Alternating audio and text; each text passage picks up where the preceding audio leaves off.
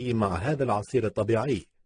يعاني أغلب الناس من آلام المفاصل، تحديدا آلام الركبة وخاصة المسنين، وإليك هذا المشروب السحري الذي يقضي على آلام المفاصل في 5 أيام فقط. المكونات: 1 كوب دقيق الشوفان، 2 كوب ماء، 2 كوب قطع الأناناس الطازج، 1 كوب من عصير البرتقال الطازج، 1 عصا قرفة، 1 ملعقة طعام من العسل، 50 جراما من اللوز الخام. طريقة الإعداد: صب الماء والشوفان في مقلاة وقم بطهيه لبضعة دقائق، ثم ارفعه عن الحرارة ليبرد. صب المزيج في خلاط كهربائي وأضف باقي المكونات. يستهلك هذا المشروب يوميا لمدة 5 أيام وسيختفي الألم تماما. شكرا على المتابعة، لا تنسوا دعم المقطع بلايك، والسلام عليكم.